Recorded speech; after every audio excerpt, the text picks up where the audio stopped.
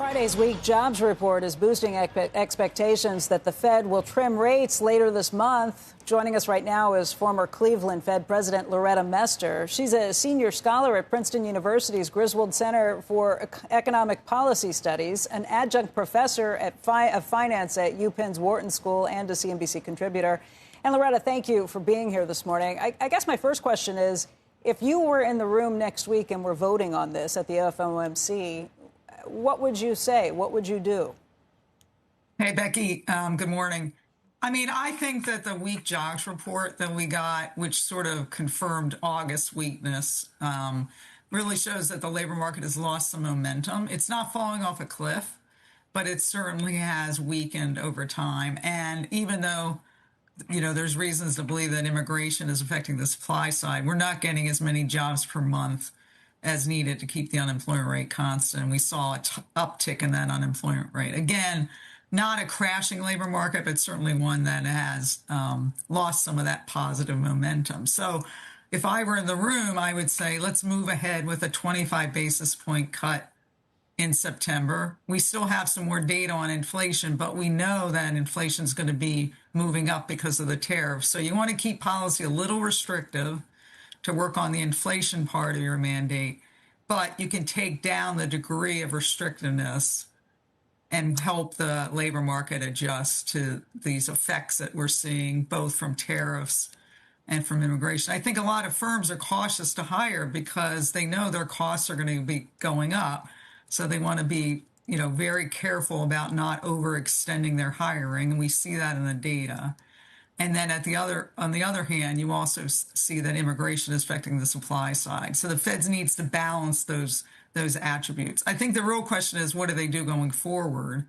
And that's really going to depend on the data that comes in, telling them sort of which part of the mandate they need to keep their eye on. I hope they will keep inflation in focus because we've had inflation over 2% for more than 4 years.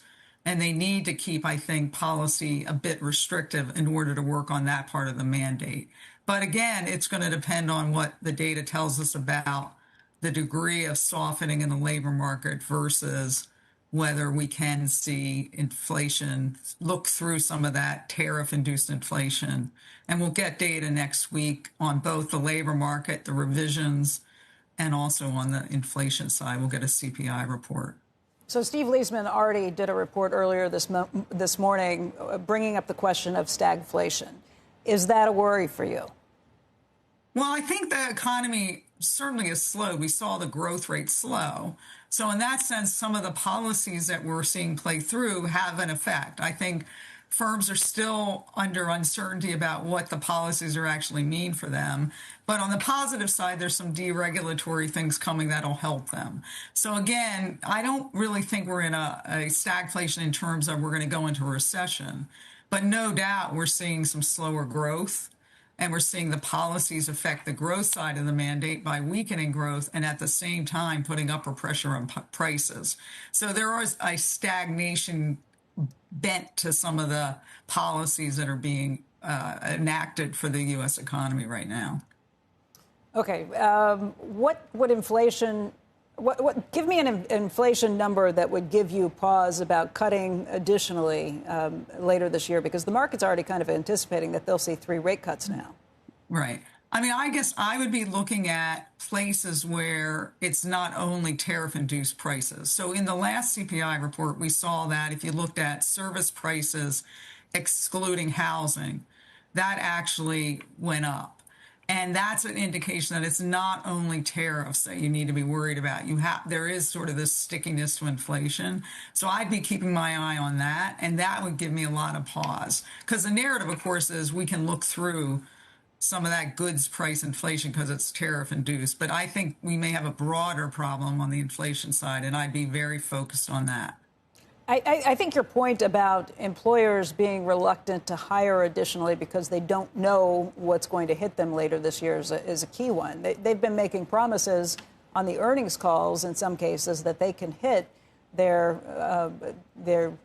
goals when it comes to earnings and revenue numbers, earnings in particular, and margins, no matter what happens with the tariffs. They've got to leave themselves a little leeway to work with that.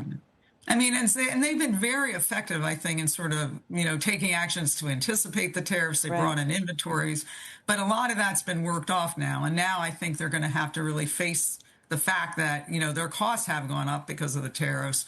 How much can they eat in their margins and not pass on, and how much do they have to pass on to consumers? And I think we're going to see some of that going on. On the other hand, on the labor market front, we're going to see government jobs affected because of some of the Doge cuts. Up till now, a lot of those workers were still on the payroll. Now we're going to see that. So again, it's a balancing act between the two parts of the mandate. I think the Fed has room to reduce the level of restrictiveness of their policy, but I don't want it to do that too quickly or too much, and because I do think we still have inflation that we need to bring down.